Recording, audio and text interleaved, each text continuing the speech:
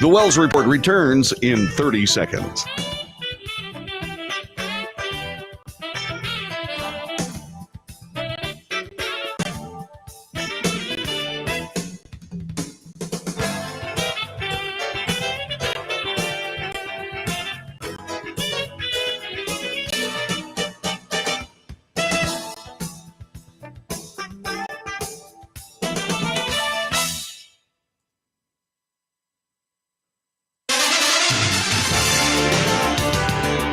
North to south, coast to coast, around the world.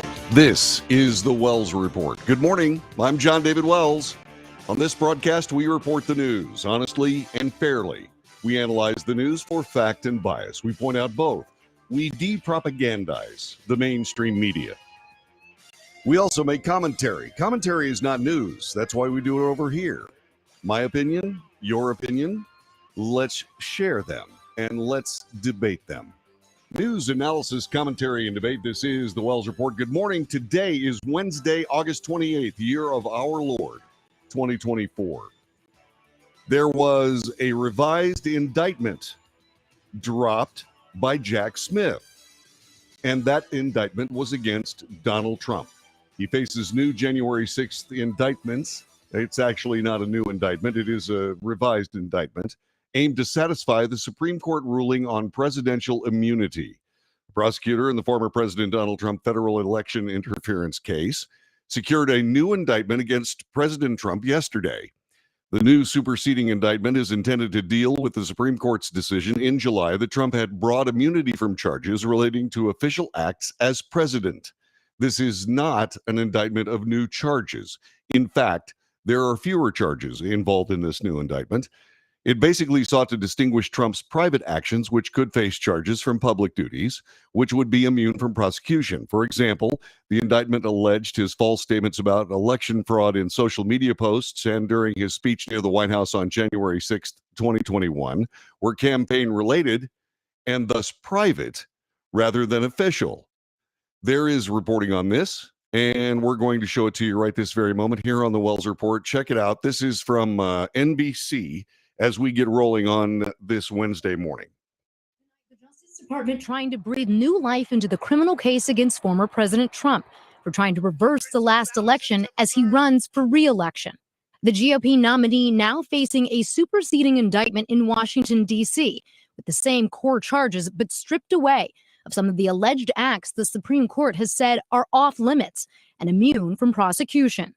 Prosecutors had accused Mr. Trump of a sweeping plot to stay in office, leaning on his DOJ, VP, and state officials to help him overturn the election results, all culminating in the violent attack on the Capitol on January 6.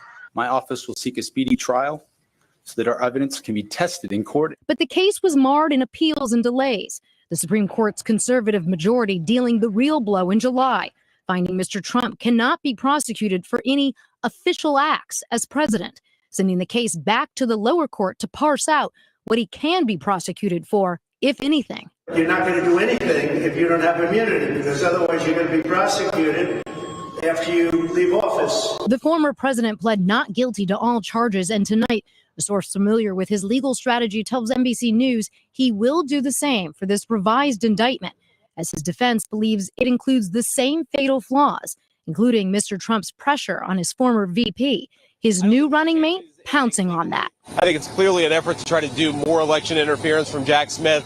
He should be ashamed of himself, and it's one of the reasons why we have to win, because he should not be anywhere near power. All right, Laura Jarrett joins us now live in studio. So, Laura, we're getting new reaction from the former president? Yeah, Mr. Trump cranking out a number of posts on his social media platform saying that the special counsel essentially rewrote this indictment to try to be in line with the Supreme Court's decision, when in fact the special counsel stripped out things like his conversations with DOJ and other advisors, but he did leave in the conversations with Pence. And so that's going to be why they try to dismiss that indictment. But it's going to take time, Tom. So we have debates and the election right around the corner. Yeah. Will this new indictment keep him off the campaign trail? No, and the prior indictment wasn't going to do it either. There's going to be rounds of briefing. There's going to be rounds of arguments. We're talking weeks, if not longer, not days, but this is going to be back in front of the trial court on September 5th. All right. And so, yeah, the arguments are already starting. there is a guy that we spent a lot of time with along with Fox News, and that has to do with a guy named Jonathan Turley.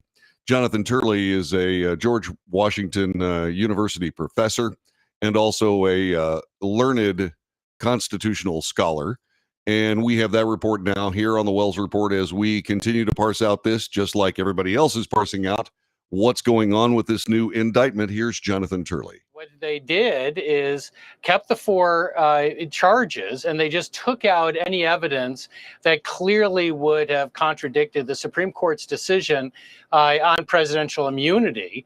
It does not hold together, in my view, very well. I don't even think it solves the problem. For example, he's keeping in, as one of the four main allegations, Trump's communications with and to Pence. That's still presumptively protected under the Supreme Court decision. He also includes communications with members of Congress that could also trip a wire.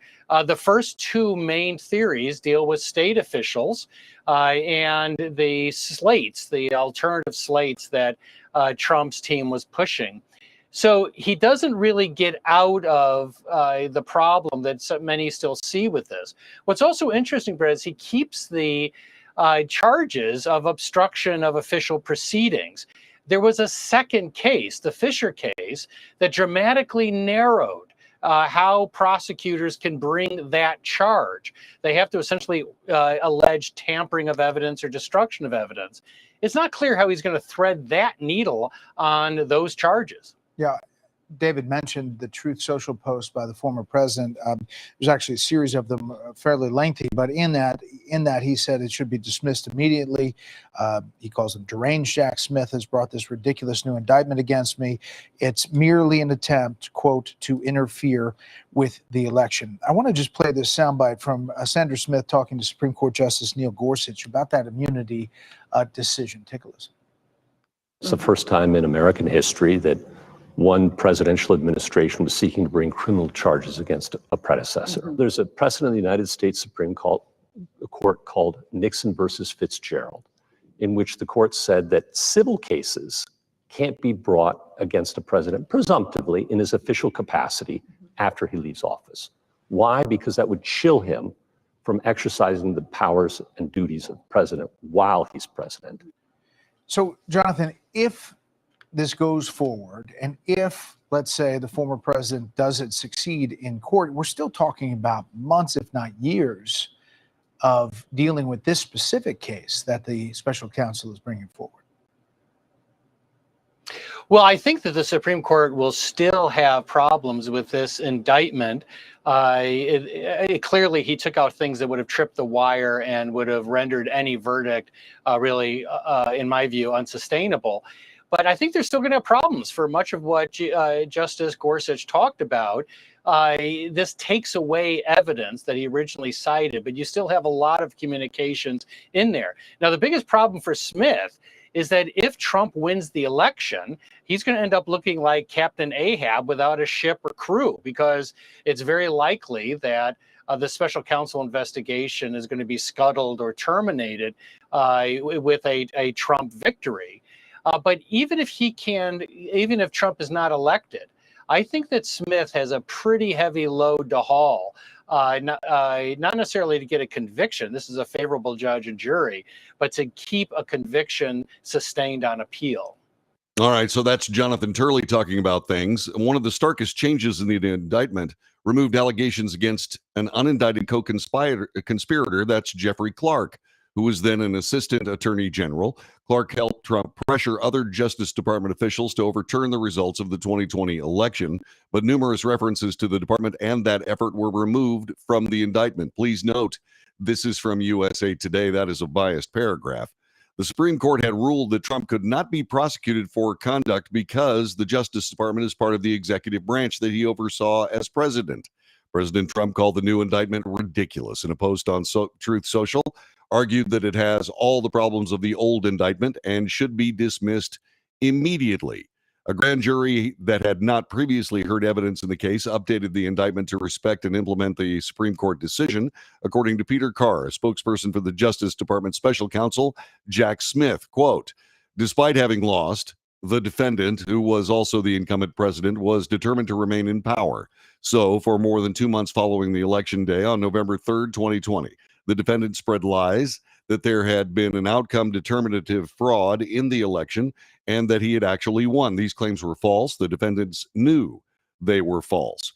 Trump was accused of trying to use the Justice Department to open baseless election crime investigations in order to influence state legislatures with claims that he allegedly knew were false. State election officials and then Attorney General Bill Barr had told him the allegations about widespread voter fraud had been investigated and dismissed, but the High Court ruled the former president cannot be prosecuted for conduct within his exclusive continental constitutional authority. Quote, Trump is therefore absolutely immune from prosecution for the alleged conduct involving his discussions with Justice Department officials, said Chief Justice John Roberts, writing for the court.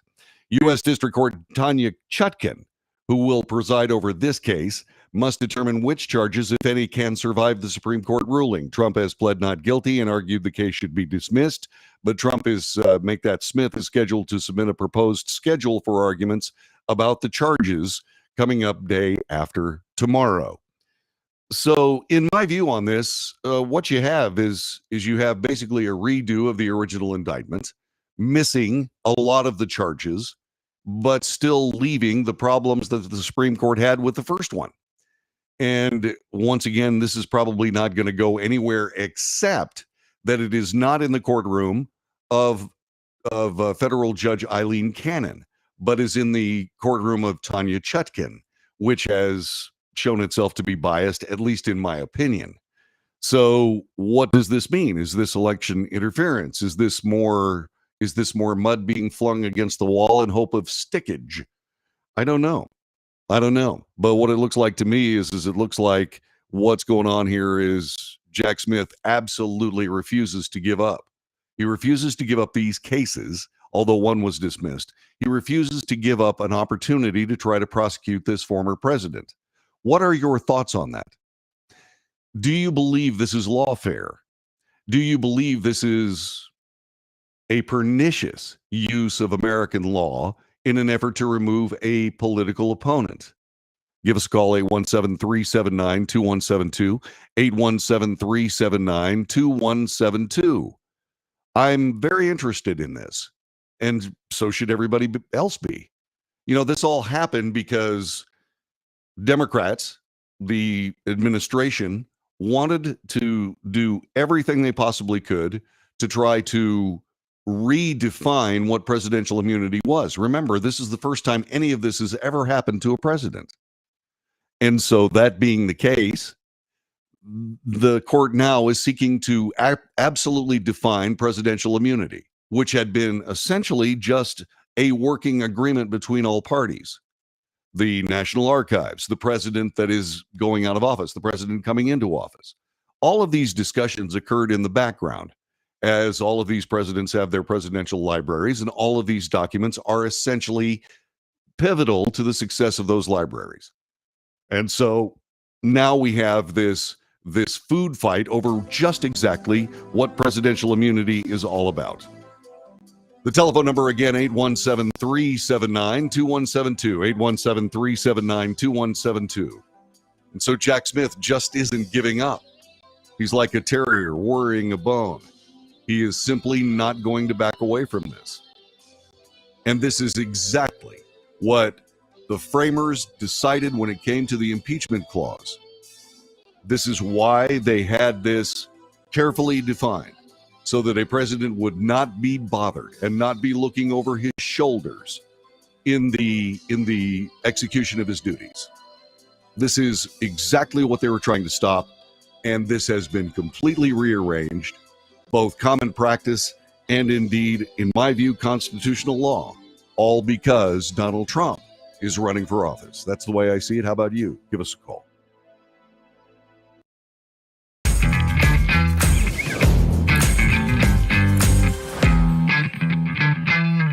Greece is cheap. But the airfare costs a fortune. Paris? Not much closer, and again, airfare... What about Puerto Vallarta? Let's face it, flying anywhere is just too expensive. Wait, what's this? low-cost airlines. With one call to low-cost airlines, you'll drastically slash your travel costs. We're talking insanely low airline prices to any of your favorite destinations. Where would you like to go? London, Rome, Costa Rica, Australia? Wow, that's cheap. So why wait? Call now to learn how crazy cheap it is to fly anywhere in the U.S. or international. Our prices are so low, we can't publish them. The only way to get them is to call to instantly hear the most amazing best deals on airline travel. It's that easy. So call now and start packing.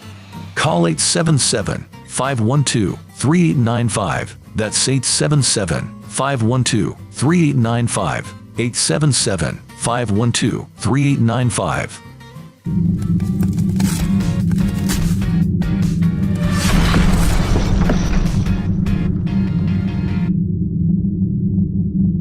Attention timeshare owners. This is an urgent consumer alert from the Timeshare Exit Hotline, a national company specializing in helping consumers legally get out of their expensive timeshare contracts. We're offering you a way to legally get rid of your timeshare. So if you're fed up with the maintenance fees that keep on coming and want to learn if you can terminate your timeshare legally and permanently, call today. Even if you've tried before and were unsuccessful in getting rid of your timeshare, call today and see if we can help. We offer a complete 100% unconditional client satisfaction guarantee. Make this completely free call and learn how we can help you legally put an end to your timeshare nightmare once and for all. You have nothing to lose, so call right now to qualify and receive a free consultation.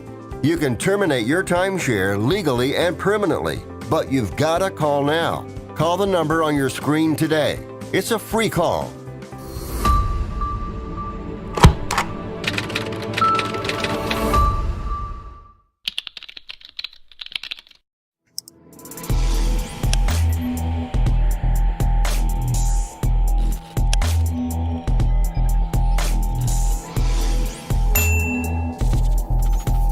Nobody wants to get ripped off, broken into, or robbed, but nobody wants to pay a lot of money to have their home protected either.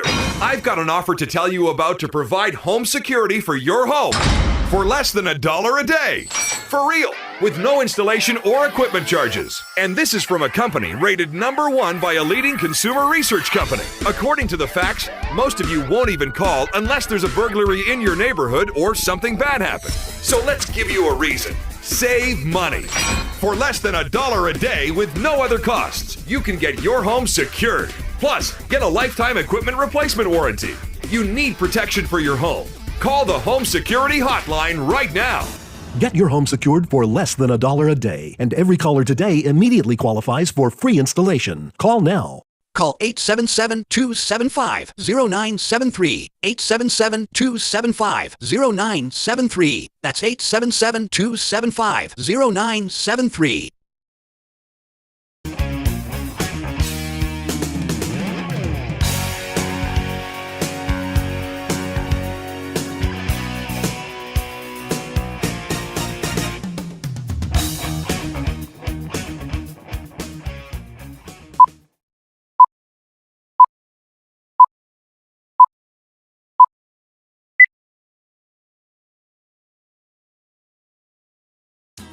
This is the Wells Report. I am John David Wells, and there's more video about Nancy Pelosi leaving the Capitol building on January 6th.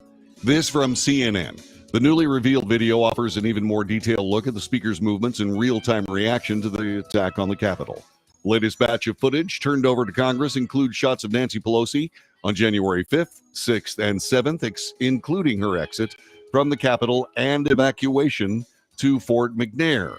We have this, indeed it is from CNN, and let's take a look at it now as we give you the news here on this Wednesday morning. Airing for the first time here on CNN this morning of January 6th, and the evacuation of lawmakers, including then House Speaker Nancy Pelosi. It was filmed by her daughter, Alexandra Pelosi, as part of an HBO documentary. It was turned over to Congress, and it shows how Pelosi reacted when she was told she'd have to evacuate the Capitol and go to Fort McNair. I do not appreciate this. I don't support this. I live in the Capitol.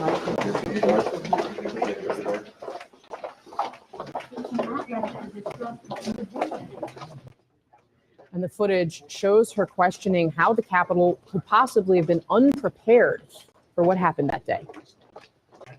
How many times did the members ask, are we prepared? Are we prepared? We're not. Prepared for the worst. We're calling the National Guard. Now, we should have been here to start out. I believe that. I just don't understand this.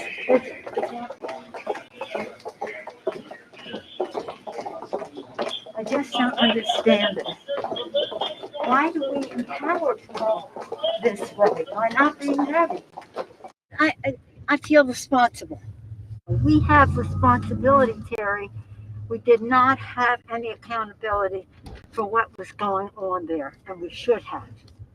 This is ridiculous. Why weren't the National Guard there to begin with? They thought that they had sufficient No, resources. there's not a question of how they had, but they don't know. They clearly didn't know, and I take responsibility for not having them just prepare for more, because it's stupid that we should be in a situation like this, because they thought they had what? They thought these people would act civilized? They thought these people gave a damn? All right, that's Nancy Pelosi in some new video that we have not seen before. Some we had seen. But what's interesting in this reporting is that there seems to be a revision about just who was involved in making sure that the National Guard was there in the first place. Donald Trump said he authorized the National Guard. Nancy Pelosi said no, et cetera, et cetera. Well, as it turns out, according to CNN today, while Trump and his allies in Congress have repeatedly pointed the finger at Pelosi, the Speaker of the House is not in charge of Capitol security. That's what they say here, okay? That's the responsibility of the Capitol Police Board, which oversees the U.S. Capitol Police and approves requests for National Guard assistance. Okay, who are those people? GOP Representative Barry Loudermilk of Georgia is leading a GOP effort to investigate the 2021 Capitol attack, including looking into the Democrat-led Select Committee's actions from the last Congress and the security failures from that day. Loudermilk's panel has alleged that the former January 6th committee withheld witness transcripts from the public that undercut some of the most explosive claims about the insurrection or so-called insurrection. By the way, it needs to be pointed out that we told you that the January 6th committee was an exercise of cherry-picking whatever evidence was necessary to prove their supposed points. The problem with that is that there is exculpatory evidence that was not shown. And then we find out, for whatever reason, goodness gracious sakes alive, a lot of that material is gone. What? So Loudermilk is going after all of it. And so once again, the food fight to revise what happened on January 6th. And yet another congressional investigation on that seems to be underway. You are watching The Wells Report. Thanks very much for doing so. Our telephone number, 817-379-2172. 817-379-2172. Back with more in just a moment.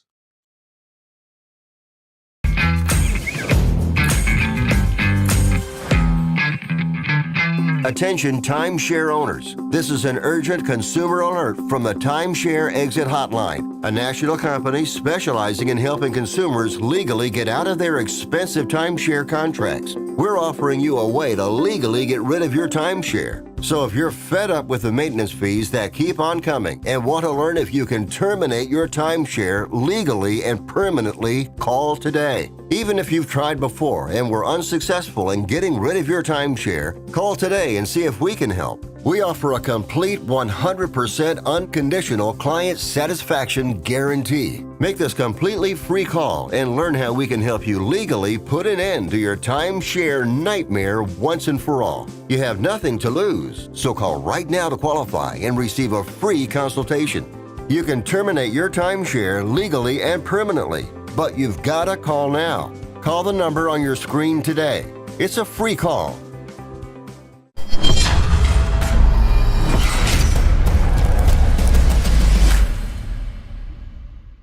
Greece is cheap. But the airfare costs a fortune. Paris? Not much closer, and again, airfare... What about Puerto Vallarta? Let's face it, flying anywhere is just too expensive. Wait, what's this? Low-cost airlines. With one call to low-cost airlines, you'll drastically slash your travel costs. We're talking insanely low airline prices to any of your favorite destinations. Where would you like to go? London, Rome, Costa Rica, Australia? Wow, that's cheap. So why wait? Call now to learn how crazy cheap it is to fly anywhere in the U.S. or international. Our prices are so low, we can't publish them. The only way to get them is to call to instantly hear the most amazing best deals on airline travel. It's that easy. So call now and start packing. Call 877-512-3895. That's 877-512-3895. 877-512-3895.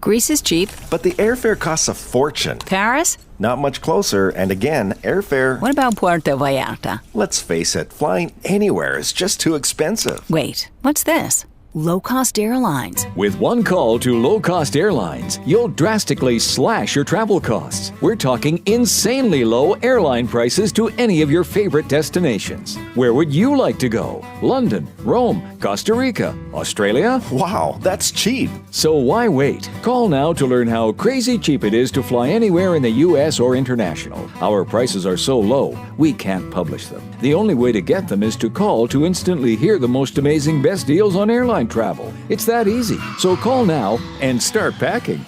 Call 877-512-3895. That's 877-512-3895. 877-512-3895.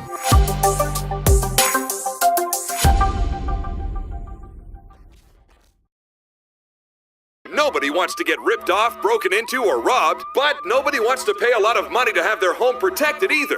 I've got an offer to tell you about to provide home security for your home for less than $1 a day. For real, with no installation or equipment charges. And this is from a company rated #1 by a leading consumer research company. According to the facts, most of you won't even call unless there's a burglary in your neighborhood or something bad happened. So let's give you a reason. Save money. For less than $1 a day with no other costs, you can get your home secured. Plus, get a lifetime equipment replacement warranty. You need protection for your home. Call the Home Security Hotline right now. Get your home secured for less than $1 a day, and every caller today immediately qualifies for free installation. Call now. Call 877-275-0973. 877-275-0973. That's 877-275-0973.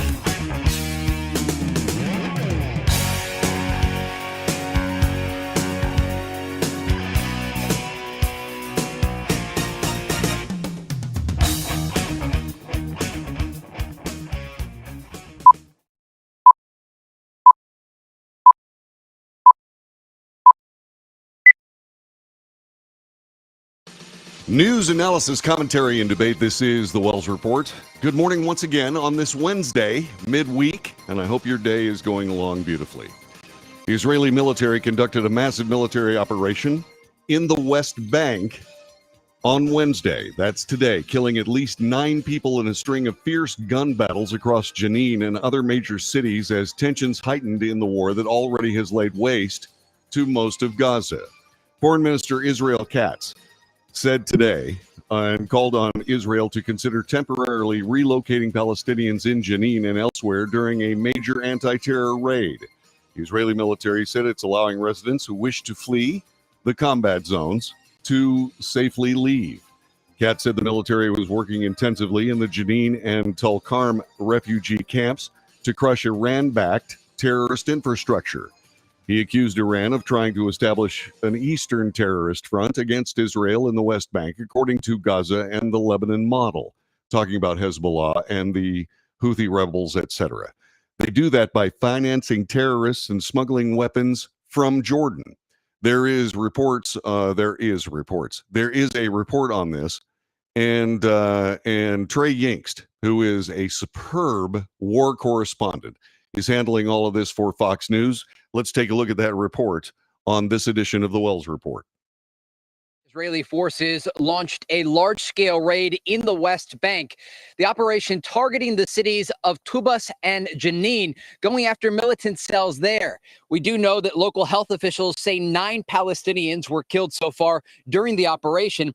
Video shows troops driving into Palestinian-controlled areas. The movement comes after Israel conducted a drone strike earlier this week in the city of Tulkarm, killing a Hamas militant who was released as part of the November ceasefire deal.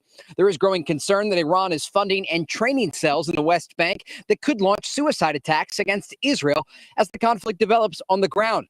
This comes as we are learning more about the condition of the Bedouin hostage who was rescued yesterday from Gaza by Israeli special forces. Video released overnight showed the 52-year-old man being loaded into an Israeli helicopter before being transported to the hospital. Doctors say he may go home today and be reunited with his family.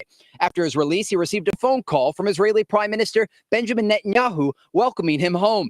Inside Gaza, Israel continues to expand its operations in the central part of the Strip, launching fresh airstrikes there and in the south. Palestinian civilians are now moving into a rapidly shrinking humanitarian zone, while the medical facilities in Gaza remained overworked and overwhelmed. Now, working groups do continue to hammer out the details of a possible ceasefire agreement. They met earlier this week in Cairo and have now shifted their meetings to Doha.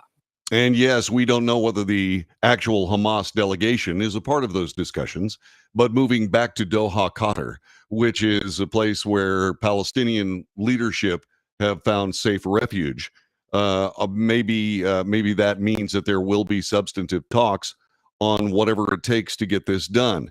What is fascinating, at least to me here, on this particular evolution of the Palestinian Hamas and now West Bank war with Israel, is that there is a wider conflict. Yes, we knew about the Gaza situation. Yes, we knew about Hezbollah up north. Now they're moving into the West Bank to get terrorists. By the way, what neither of these reports pointed out is the IDF is claiming those 9 Palestinians killed were all terrorists. They don't mention that in this, and I don't know why.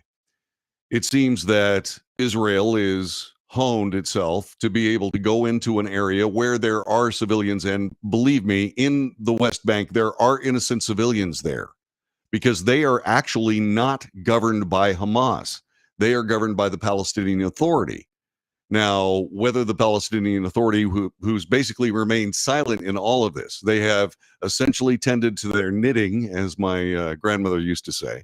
They've been paying attention to their issues in the West Bank and not especially involving themselves in terror attacks until now. And of course, if Iran is once again trying to instigate problems on this Eastern Front, as the IDF expects, and indeed has moved on, then yeah, the conflict is getting wider.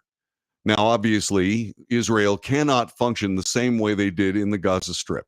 They cannot just lay waste to the entire area because the West Bank is far too large for that. But if indeed there are terrorists and terror cells working there, Israel will indeed move on those people. And that indeed does court the idea that there may be problems with civilian losses in the West Bank. We must. This is a quote. This coming from again the foreign minister Israel Katz. He says we must deal with the threat just as we deal with the terrorist infrastructure in Gaza, including the temporary evacuation of Palestinian residents and whatever steps are required. This is a war for everything, and we must win it. The UN estimates more than 90% of Gaza's 2.3 million Palestinians have been under various evacuation orders since the Hamas-led assault on Israel on October 7th. Israel's military said that today's operations followed a sharp rise in militant activity in the West Bank in recent months. Israel has stepped up raids in the West Bank, where settler violence targeting Palestinians has also surged. Since the war in Gaza began, more than 600 Palestinians have been killed in the West Bank, including East Jerusalem, according to the United Nations. Fox News takes a look at it as this way. This is their report. The Israeli military carried out a major operation in the West Bank this week that killed 9 militants. Okay, so Fox News does indeed talk about the 9 Palestinians that died as militants. The IDF said a large group of its forces entered the city of Jenin today, adding that all 9 people who were killed in the operation were militants. IDF spokesperson Lieutenant Colonel Nadav Shoshani said that 3 of the individuals were killed in an airstrike on Tel Karim, while 4 others were killed in an airstrike in Al Farah. Israeli Foreign Minister Israel Katz wrote on social media the goal of the operation was to destabilize Iranian terrorist infrastructure within the West Bank. The West Bank operation comes one day after the Israeli military successfully rescued a hostage being held by Hamas in Gaza on Tuesday. The IDF, the ISA have rescued Qaid Farhan al-Qadi. We reported that yesterday, and they did a very, very good job of getting in there with minimal casualties.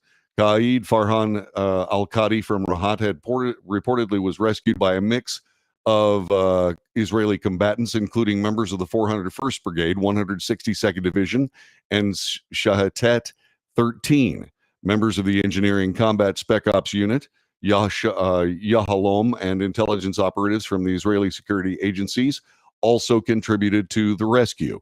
Al-Qaidi, as you know, is 52 years old. He'd been held in the Gaza Strip for almost a year. No further details are being made available on the nature of the rescue operations due to the consideration of safety of the hostages, the security of our forces, and national security, according to the government of Israel. And once again, we talk a little bit about the fact that, yeah, Iran is continuing to agitate in and around Israel for the sake of destabilizing the government.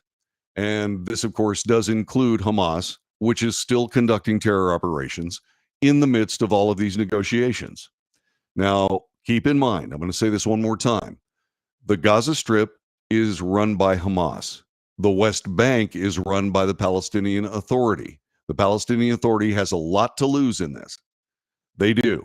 They cannot afford to enrich the ideas that Israel needs to go into the West Bank and kill terrorists.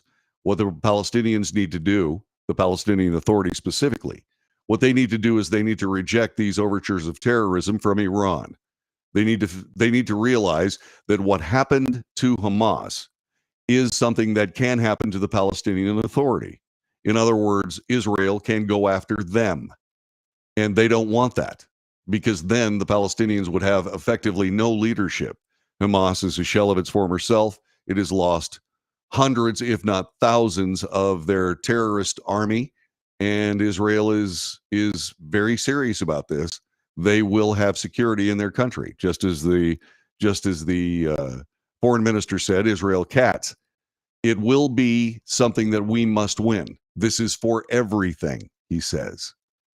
And I believe he might be completely and totally correct on it. And yeah, that is a very serious deal. And speaking of Iran, the hacking operation that Iran put up against the Donald Trump campaign and the Biden administration this summer used a similar ploy to target a former administration official and one-time confidant of John Bolton, Trump's national security advisor and prominent Iran critic. After infiltrating the person's email account, the hackers sent what seemed like a harmless request to a group of fellow U.S.-based Iran hawks, asking them to review a supposed book the person was writing about Iranian and North Korean nuclear programs. I'm close to finishing the manuscript and have been asking experts like yourselves to review the chapter, read the email from June of 2022, a copy of which was obtained by CNN, who gave us this report. The email encouraged the half-dozen recipients to click a link that promised to take them to the supposed manuscript instead. It contained a malicious code that would have granted the hackers unfettered access to the target's computers. Not long after the email was sent, the person notified the FBI and warned colleagues in a subsequent email of a pretty sophisticated attack that was impersonating them. A CNN review of the hacking group, which experts believe works on behalf of Iran's Islamic Revolutionary Guard Corps, the IRGC, reveals previously unreported details of the hackers' multi-year operation, including how they targeted former members of both the Trump and Biden administrations. Along with the June 2022 incident, CNN has also learned that earlier this year, the same group of hackers attacked a former Biden administration senior diplomat in the Middle East with a nearly identical phishing scheme. In April, the former diplomat received a seemingly innocuous email from someone who introduced themselves as a scholar at a prominent Washington, D.C. think tank. Dear Ambassador, that email began. According to a copy obtained by CNN, the message went on to explain that the think tank was researching the evolving dynamics of the Israeli-Palestinian situation and would be honored if you could spare an hour of your time for discussion. It's unclear whether the hacking effort succeeded. Reached by CNN, the ex-diplomat declined to comment, but the access to their email account would likely provide a valuable foothold from which the hackers could target Democrat foreign policy circles through a similar impersonation scheme. The quiet but relentless Iranian effort to hack the current and former U.S. officials across multiple administrations has attracted fresh attention from U.S. intelligence agencies in recent weeks, as Iran has emerged as one of the most aggressive foreign powers, trying to sow discord ahead of the 2024 presidential election. This indeed is campaign and election interference by Iran. In June, the same group of IRGC-linked hackers successfully targeted the Trump campaign, stole internal campaign documents, and shared them with news organizations. The hackers breached the email account of longtime Trump ally Roger Stone to target the campaign staff, according to CNN. Iran's embrace of a hack and leak playbook that Russia used to target the 2016 elections, and oh, by the way, nearly drove me crazy, has U.S. officials on high alert for what Tehran might do next. Quote, conducting a hack and leak clearly shows not just cyber means, but an intention to stoke societal divides and use them against us, according to a U.S. official, a senior U.S. official tracking the activity. Iran is increasingly willing to do so. We must remain resilient to those efforts. I suspect that probably was resistant to those efforts, but you never know. Iran has consistently denied U.S. allegation of cyber attacks, including U.S. intelligence agencies' accusations that it had indeed conducted a hack and leak targeting the election.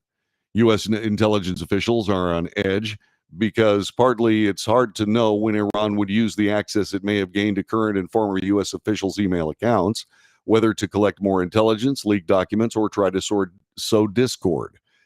Iran's sheer unpredictability in cyberspace is a wild card for U.S. officials who have blamed Tehran for a cyber attack on Boston Children's Hospital in 2021 and for creating a website in 2020 that threatened U.S. election officials with bullseyes over photos of their faces. Iran's hacking program is not as advanced as that of China, Russia, or the U.S., but Tehran has built up a capable cadre of cyber operatives who have regularly attacked critical infrastructure in the U.S. and the Middle East over the last decade and a half. This, according to U.S. experts. A senior FBI counterintelligence officer shed light on Iran's modus operandi last year in a rare interview. Quote, because Iran has a much smaller presence than other U.S. rivals and adversaries in the U.S. due to sanctions and due to the state of relations, they have to be more creative about how they collect information they're looking for, according to this FBI official, so far unnamed, speaking to CNN. So cyber is a key tool for them in going after the email correspondence of journalists, think tankers, and former U.S. officials. The hacking group has shown a desire to know what doesn't get published, what's being held back, said Josh Miller, a former FBI analyst who now tracks Iranian hacking groups at the email security firm Proofpoint, because this has a lot of intelligence value.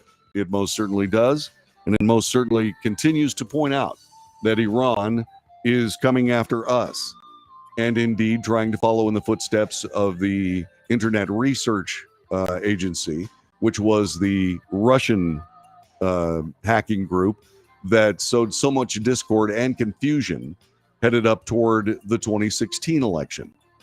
People learn, they see success and say, hey, we can do this too. And Iran is continuing to try to poke the American eagle. I wonder when that eagle will take flight.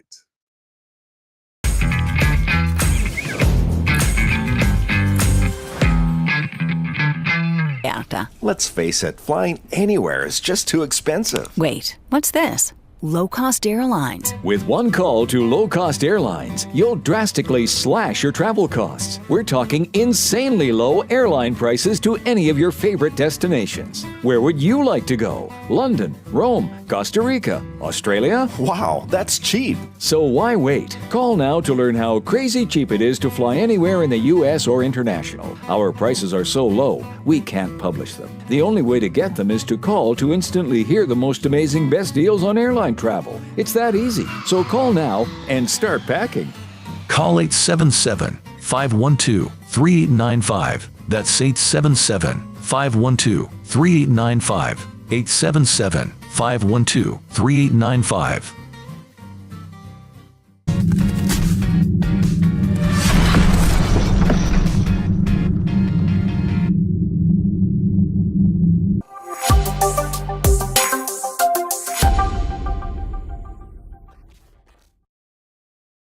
Consumers legally get out of their expensive timeshare contracts. We're offering you a way to legally get rid of your timeshare. So if you're fed up with the maintenance fees that keep on coming and want to learn if you can terminate your timeshare legally and permanently, call today. Even if you've tried before and were unsuccessful in getting rid of your timeshare, call today and see if we can help. We offer a complete 100% unconditional client satisfaction guarantee. Make this completely free call and learn how we can help you legally put an end to your timeshare nightmare once and for all. You have nothing to lose, so call right now to qualify and receive a free consultation. You can terminate your timeshare legally and permanently, but you've got to call now. Call the number on your screen today. It's a free call.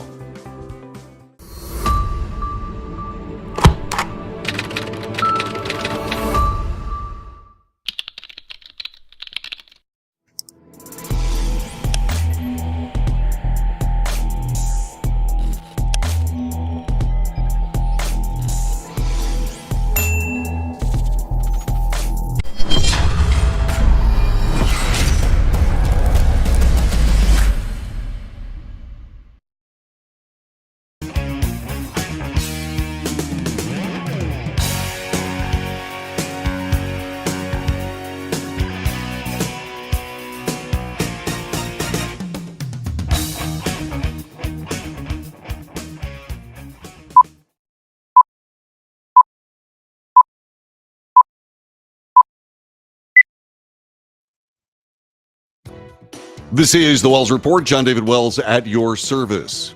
So when you have open borders and you have people flooding over that border and you have sanctuary cities, what you do is you create a mix that invariably begins to cause real problems. This time, this is Denver, Colorado. Denver, Colorado is a sanctuary city. And yes, they have welcomed many people, including Venezuelan gang members, to enjoy life in their cities. Well, the problem with that is that there are a lot of cities surrounding Colorado, specifically Aurora, and Aurora, Colorado is a place that is not a sanctuary city.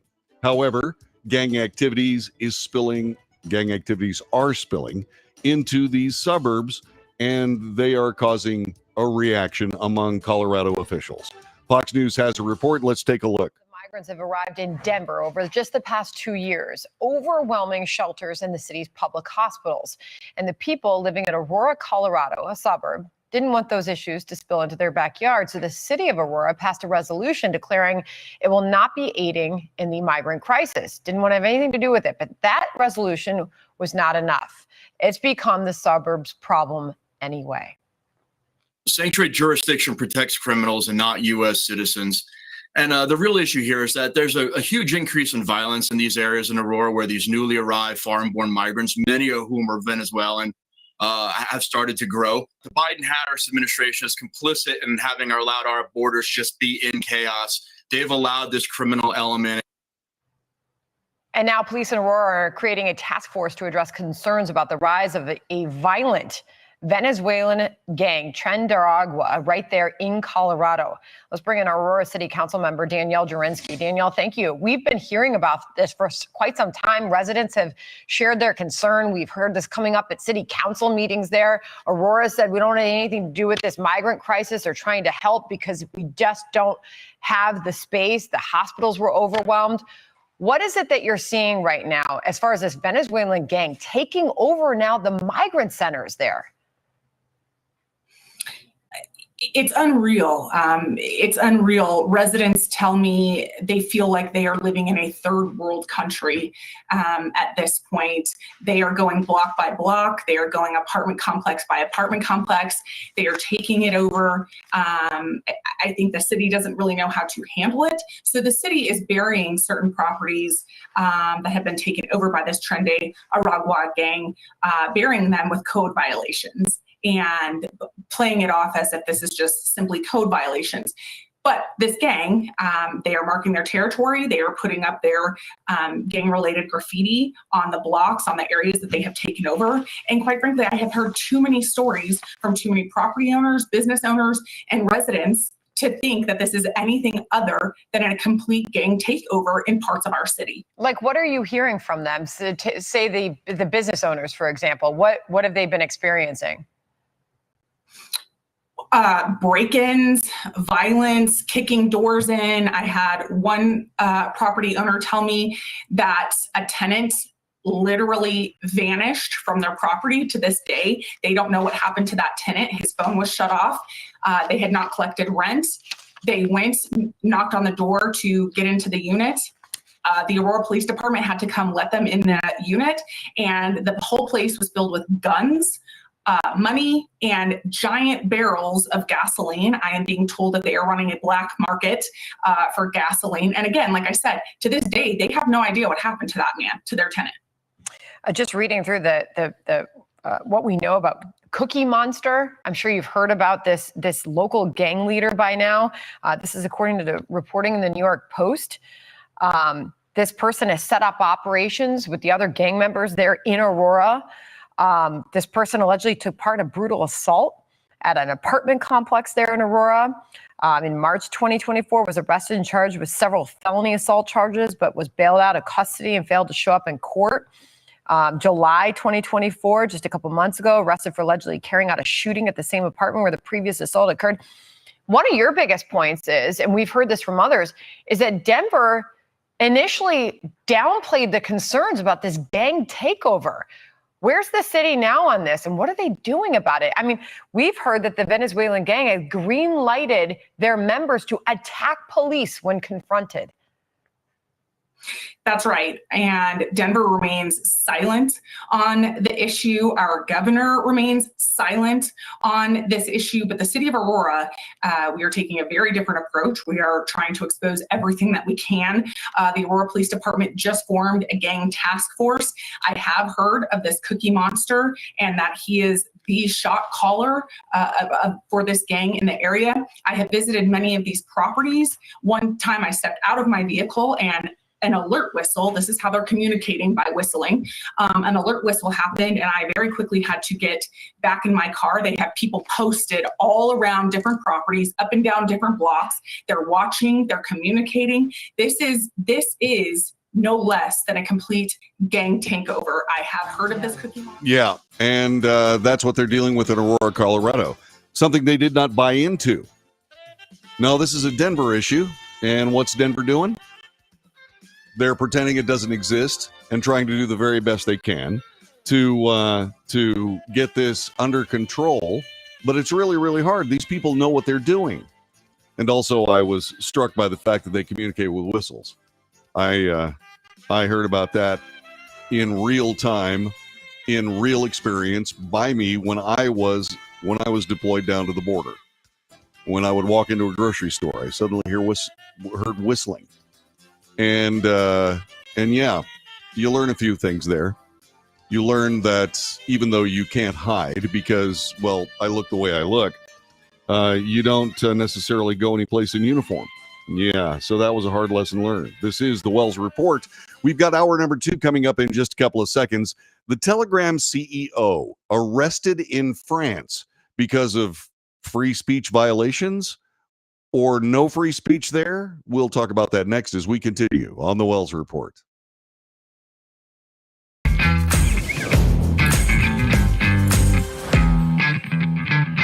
Attention timeshare owners. This is an urgent consumer alert from the Timeshare Exit Hotline, a national company specializing in helping consumers legally get out of their expensive timeshare contracts. We're offering you a way to legally get rid of your timeshare. So if you're fed up with the maintenance fees that keep on coming and want to learn if you can terminate your timeshare legally and permanently, call today. Even if you've tried before and were unsuccessful in getting rid of your timeshare, call today and see if we can help. We offer a complete 100% unconditional client satisfaction guarantee. Make this completely free call and learn how we can help you legally put an end to your timeshare nightmare once and for all. You have nothing to lose, so call right now to qualify and receive a free consultation.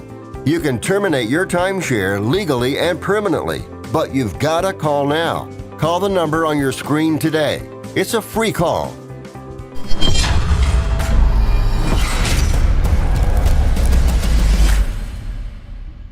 Greece is cheap. But the airfare costs a fortune. Paris? Not much closer, and again, airfare... What about Puerto Vallarta? Let's face it, flying anywhere is just too expensive. Wait, what's this? Low-cost airlines. With one call to low-cost airlines, you'll drastically slash your travel costs. We're talking insanely low airline prices to any of your favorite destinations. Where would you like to go? London, Rome, Costa Rica, Australia? Wow, that's cheap. So why wait? Call now to learn how crazy cheap it is to fly anywhere in the U.S. or international. Our prices are so low, we can't publish them. The only way to get them is to call to instantly hear the most amazing best deals on airline travel. It's that easy. So call now and start packing.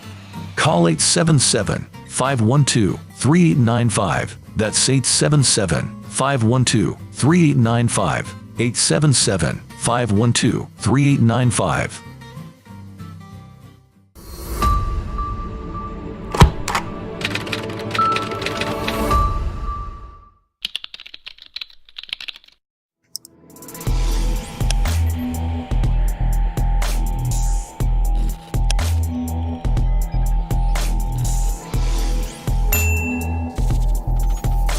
Nobody wants to get ripped off, broken into, or robbed, but nobody wants to pay a lot of money to have their home protected either.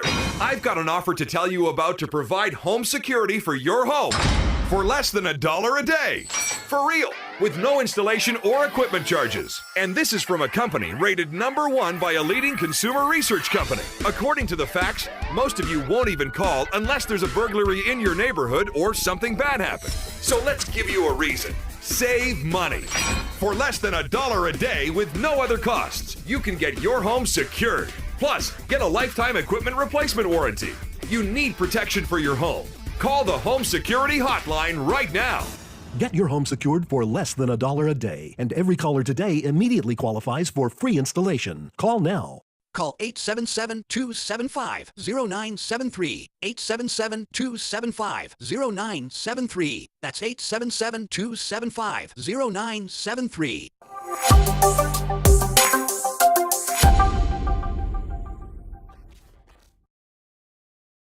Can your IRA stand up to the next financial crisis that our top economists are saying is at our doorsteps? By allocating a percentage of your IRA into physical gold and silver with a tax-free rollover, you can diversify and safeguard your holdings from turbulent markets and economic downturns by putting your IRA back on the gold standard. Find out how to safeguard your assets with a tax-free rollover with a Genesis Gold IRA, the only IRA that can hold physical precious metals. Call now for your free gold and silver report. Protect your IRA today with one simple phone call and learn how to qualify for up to $10,000 in free silver. Call Genesis Gold Group, empowering faith-driven stewardship.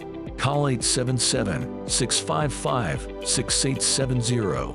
That's 877-655-6870. 877-655-6870.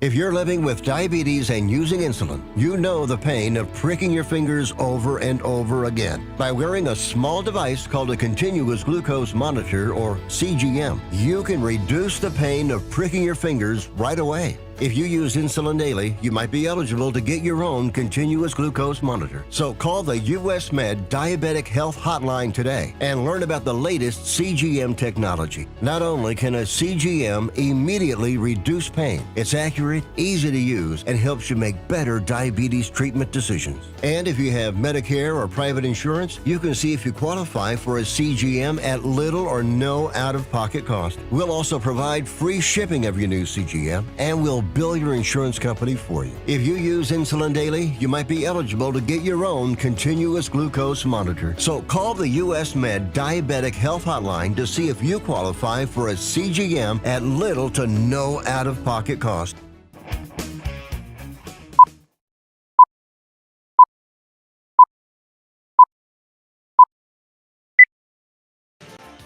North to south, coast to coast, around the world. This is the Wells Report. On this broadcast, we report the news honestly and fairly. We analyze the news for fact and bias. We point out both. We de-propagandize the mainstream media. We also make commentary. Commentary is not news. Commentary is opinion, both yours and mine. Let's share. Let's debate. News, analysis, commentary, and debate. This is the Wells Report. You may have heard about this. Pavel Durov. He is the founder and CEO of the messaging app Telegram. He was arrested in Paris over the weekend over allegations that his platform is being used for illicit activity, including drug trafficking and the distribution of child sexual abuse images.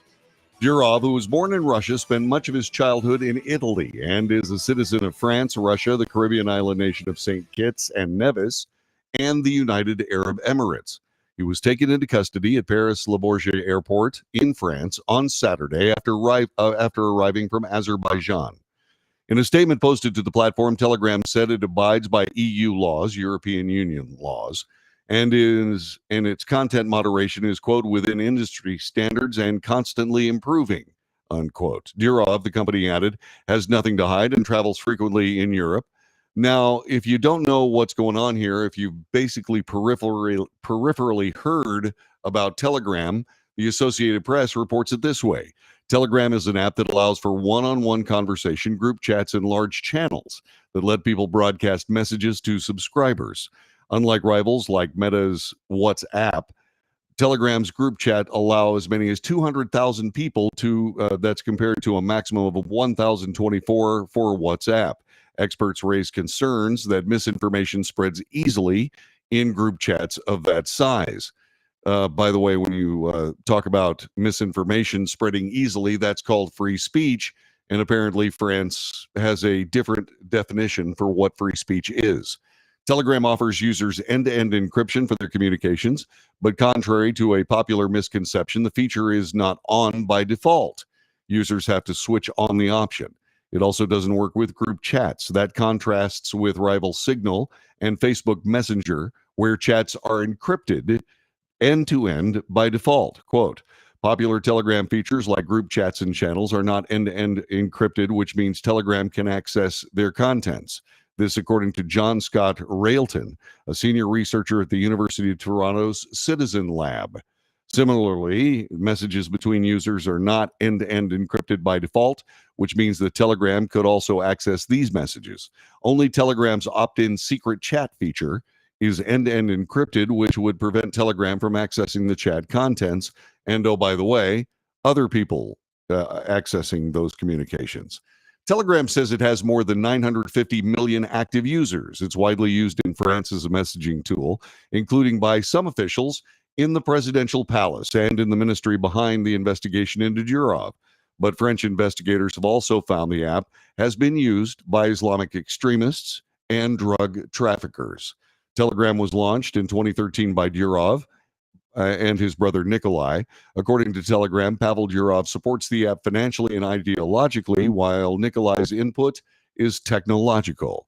Before Telegram, Durov founded VKontakte, which is Russia's largest social network. The company came under pressure amid Russian government crackdowns after mass pro-democracy protests rocked Moscow at the end of 2011 and 2012. Durov said the government authorities demanded that VKontakte take down the online communities of Russian opposition activists. It later asked the platform to hand over the personal data of users who took part in the 2013 uprising in Ukraine, which eventually ousted a pro-Kremlin president. Now, Durov sold his stake in that messaging app in Russia after pressure from Russian authorities in 2014. He also left the country. Today, Telegram is based in Dubai, which Durov calls, quote, the best place for a neutral platform like ours to be in if we want to make sure we can defend our users' privacy and freedom of speech. This in an April interview with conservative talk show host Tucker Carlson. And so that is what's going on. Now, Elon Musk keeps flirting with the idea of flying to France to see what would happen to him should he touch ground at Le Bourget or any other of the airports in France. I don't know that that would be a good idea, but it would be fascinating to see what the French country would do with Elon Musk under these similar circumstances. CNN Business reports it this way. Telegram founder Pavel Durov was released from police custody in France. This happened today, was transferred to court for questioning ahead of a possible indictment. This, according to prosecutors speaking with CNN, days after his dramatic arrest at Paris Le Bourget. The Russian-born billionaire exited the anti-fraud office outside Paris in what appeared to be a police vehicle today. This, according to a CNN producer there. The Paris prosecutor's office said he would now face, quote, initial questioning and possible indictment at a court in the French capital. Durov is 39 years old. He was detained at Paris's Bourget airport. That happened Saturday on a warrant related to Telegram's lack of moderation. He was investigated on charges relating to a host of crimes, including allegations that his platform was complicit in aiding fraudsters, drug traffickers, and people spreading child pornography.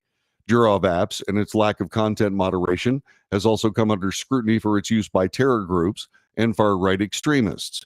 He was placed in custody for up to 96 hours, the maximum amount of time someone can be held under French law before being charged. Durov's arrest started a row over freedom of speech and caused particular concerns in both Ukraine and Russia, where Telegram is extremely popular and has become a key communication tool among military personnel and citizens during Moscow's war on its neighbor.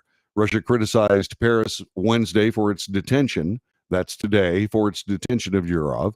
Foreign Ministry spokesman Maria Zakharova said, it seems to me that all this once again demonstrates the true attitude of French leadership, which has blatantly trampled on international norms in the field of protecting freedom of speech and expression for only one reason. Because if they protect certain standards, they must not only comply with them, they must protect and implement them.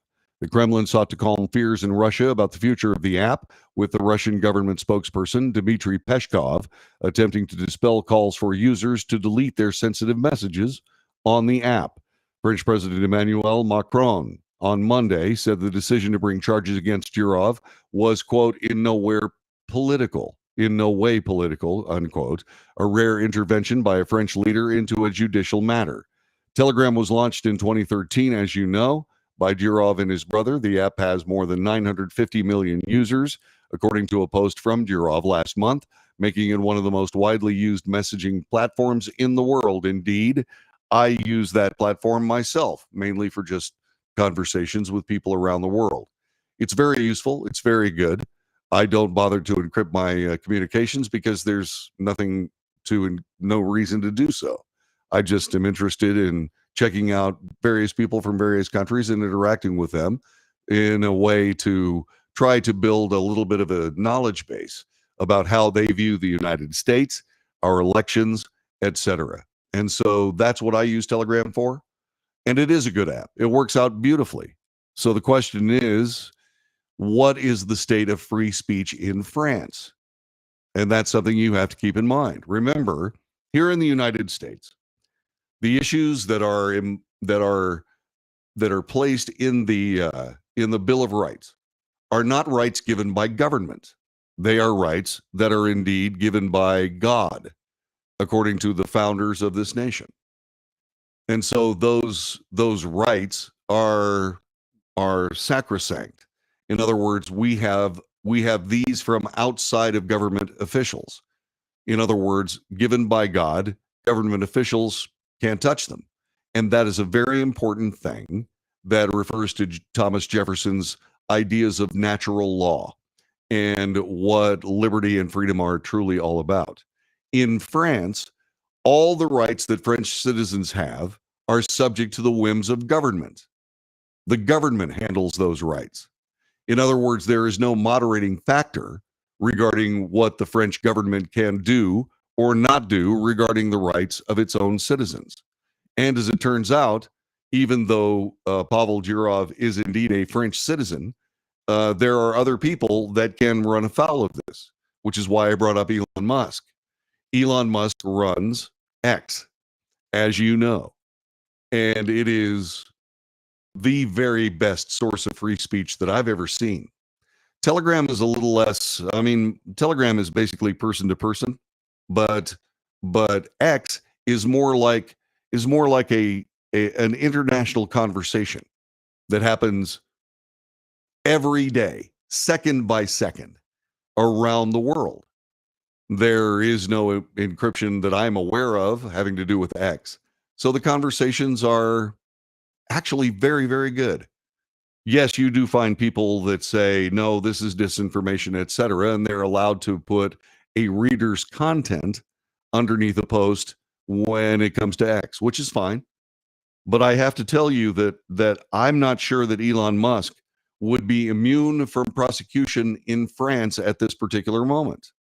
Now, do nefarious people use X? Yeah, they do. Does the moderating aspect of that, which is out in the open, does that dissuade the use of X by, say, for example, transnational terror organizations? Yes, it does. So it is possible for Telegram to do these things.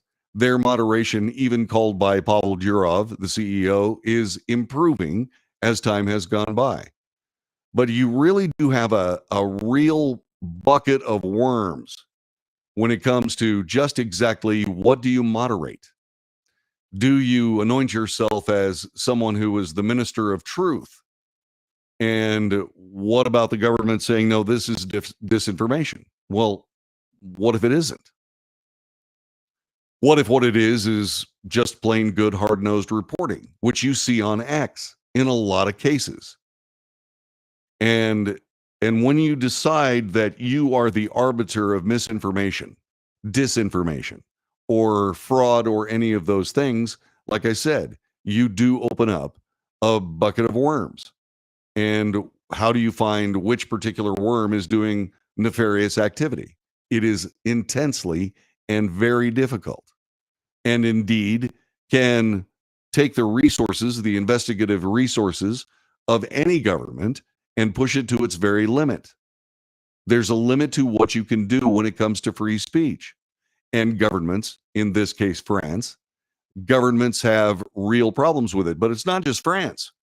You need to remember that there was a director of the FBI named James Comey who said that he did not believe that the citizenry should be able to keep secrets from the government.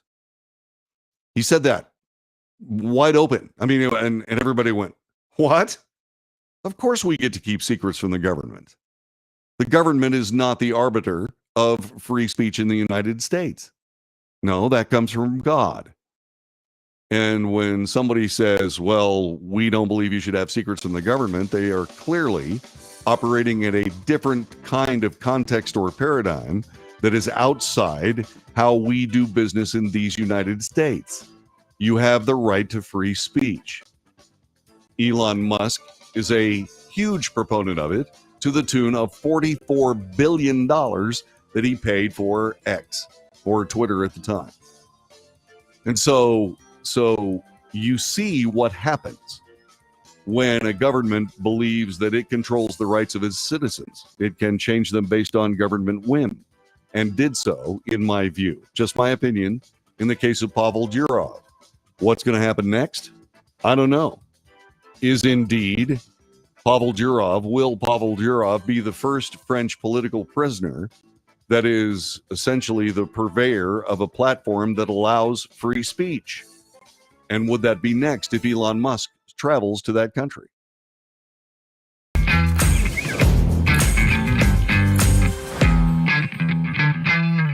Greece is cheap. But the airfare costs a fortune. Paris? Not much closer, and again, airfare... What about Puerto Vallarta? Let's face it, flying anywhere is just too expensive. Wait, what's this? Low-cost airlines. With one call to low-cost airlines, you'll drastically slash your travel costs. We're talking insanely low airline prices to any of your favorite destinations. Where would you like to go? London, Rome, Costa Rica, Australia? Wow, that's cheap. So why wait? Call now to learn how crazy cheap it is to fly anywhere in the U.S. or international. Our prices are so low, we can't publish them. The only way to get them is to call to instantly hear the most amazing best deals on airline travel. It's that easy. So call now and start packing. Call 877-512-3895. That's 877-512-3895. 877-512-3895.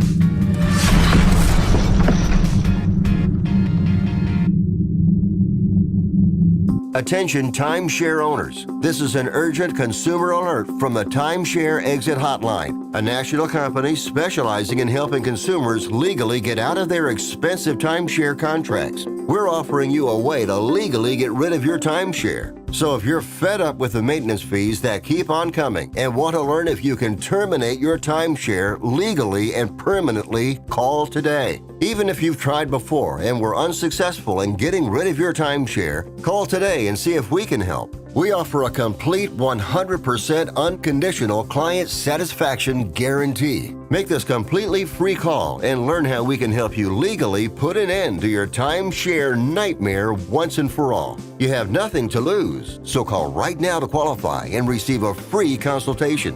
You can terminate your timeshare legally and permanently, but you've got to call now. Call the number on your screen today. It's a free call.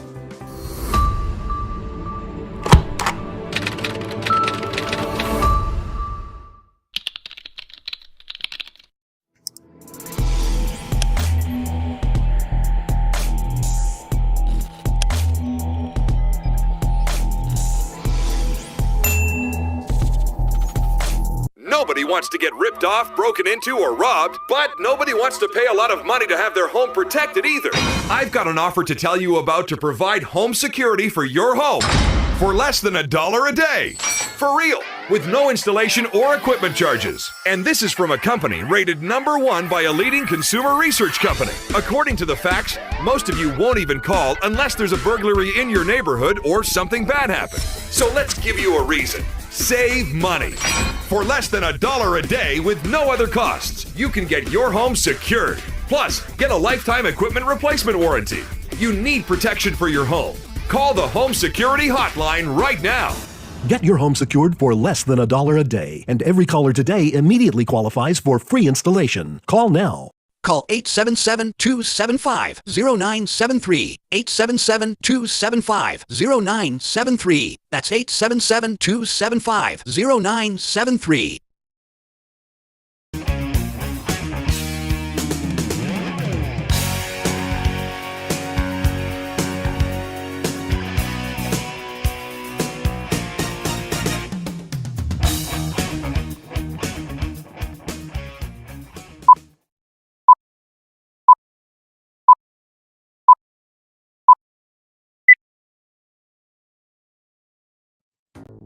This is the Wells Report.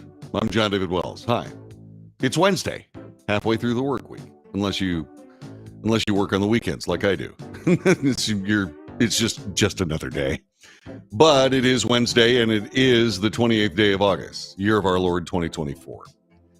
Vice President Kamala Harris finally agreed to a sit-down interview with a major network. The major network, CNN. the correspondent, Dana Bash. But what's fascinating to me, there are two aspects of this that are fascinating to me. One, it's a taped interview. In other words, very much like Joe Biden when he was, I almost said when he was president of the United States. But he's still president of the United States, even though he's been on vacation ever since the DNC, the Democrat National Convention. But now, Vice President Kamala Harris will sit down for an interview on CNN. But there's another catch. Not only is it taped, but she's going to do the interview with her running mate, Minnesota Governor Tim Walz. It has been met with mockery online, but this is a Fox News report. It is biased. So keep that in mind as I continue. CNN revealed that Dana Bash would be taping a joint interview with Harris and Walz. This was revealed yesterday as those two campaign in Georgia Thursday night to be broadcast that evening. And that's what's going to happen. That's what's going to happen tomorrow. It will mark the first time Harris has given a formal interview to the press since President Biden stepped out of the race and she became the nominee 38 days ago. However, the news that Harris's first interview would be alongside Walz with a sympathetic host and network was seen as an admission. The vice president, infamous for her word salads, is incapable, in quotes, of doing an extended media appearance on her own. That might be low-hanging fruit from Fox News. But then again, it may not. Why doesn't Kamala Harris face the press? Is it because she can't? Haven't we been there before? And if she can't, then why is she running for president? Tim Walz is a guy who is a long-standing and veteran politician, and he was recently on a podcast. This was not seen as an interview per se, but he did have something to say about gutters. This is the CNN report. Take a look. In the battle for younger voters, both the Harris and Trump campaigns have turned to social media influencers to try to bring in new voters. Here is the latest instance. This is Democratic vice presidential candidate Tim Walz making an appearance on the popular TikTok show Subway Takes. So what's your take? My take is the most neglected part of home ownership is the gutters. It's personal for me. 100% agree. I've had problems with gutters before. You get your basement wet, you get ice dams, cause a lot of problems. How often do you like looking at gutters? I look quite often, surprisingly, because Like I kind you're of judge it. inspecting. I try not to be judgmental on people, but when I see a well-tended gutter, it says a lot about somebody. So, Yeah. Now, I'm not going to fact check that. That's obviously humor. And obviously, Tim Walz has a great sense of humor. That's good. But, and then, by the way, that report went on with a panel that said, my God, it just proves how relatable he is. He's just a regular guy. And that was on the CNN panel. And I looked at that and I said, I wonder if Tim Walz looks at the gutters, say, for example, in major cities, you know, the ones where people are living in. I wonder if he pays attention to those gutters. But what do you think about this interview? Tim Walz and Vice President Kamala Harris together again for the first time, although they interviewed themselves the other day. This seems odd. It just seems odd. When was the last time a presidential candidate would sit down with his running mate? Now, there is a time Donald Trump and J.D. Vance did sit down for an interview together. So there is a precedent. But that wasn't the first one that they did. Why wouldn't Kamala Harris, running for president at the top of the ticket, do an interview when someone at the top of the ticket should be interviewed? That may be splitting hairs. What do you think? 817-379-2172. More of the Wells Report is coming up.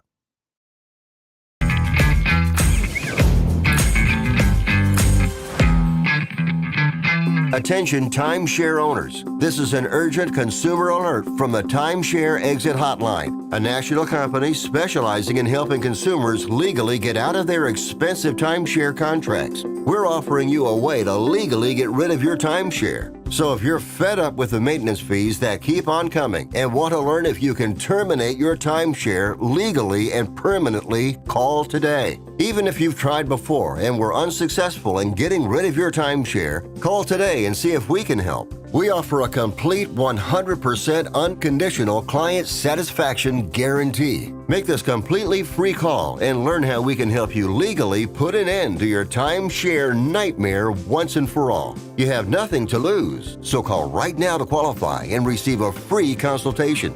You can terminate your timeshare legally and permanently, but you've got to call now. Call the number on your screen today. It's a free call.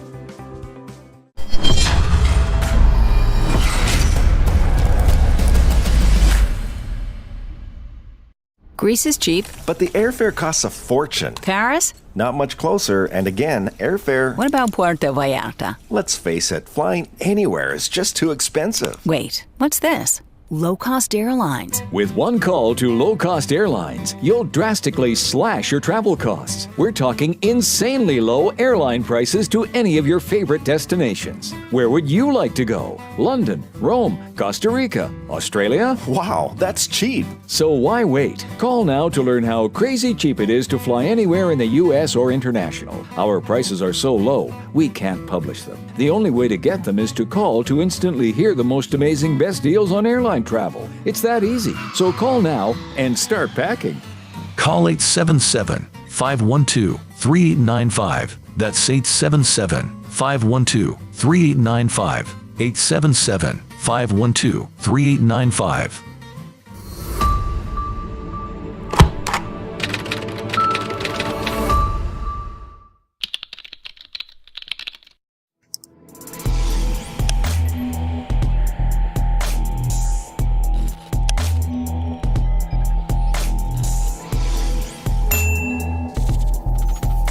Greece is cheap. But the airfare costs a fortune. Paris? Not much closer, and again, airfare... What about Puerto Vallarta? Let's face it, flying anywhere is just too expensive. Wait, what's this? Low-cost airlines. With one call to low-cost airlines, you'll drastically slash your travel costs. We're talking insanely low airline prices to any of your favorite destinations. Where would you like to go? London, Rome, Costa Rica, Australia? Wow, that's cheap. So why wait? Call now to learn how crazy cheap it is to fly anywhere in the U.S. or international. Our prices are so low, we can't publish them. The only way to get them is to call to instantly hear the most amazing best deals on airline travel. It's that easy. So call now and start packing.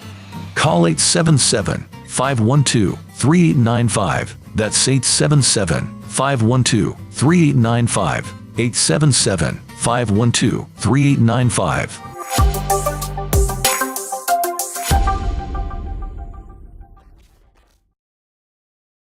Nobody wants to get ripped off, broken into, or robbed, but nobody wants to pay a lot of money to have their home protected either.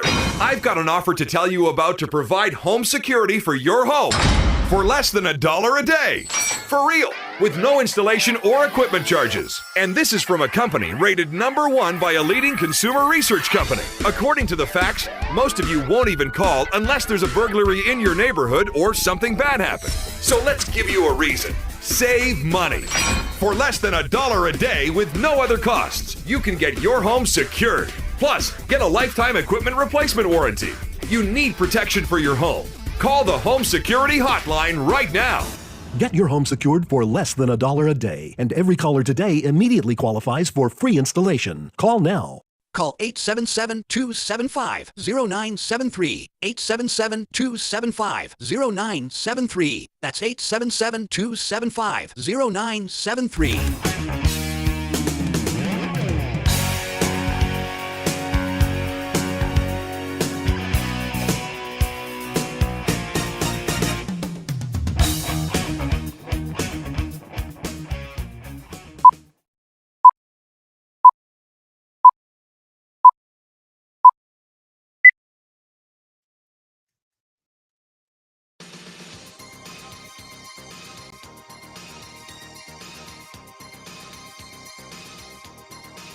Hi, stick around for just a couple of seconds here. I'm working on something.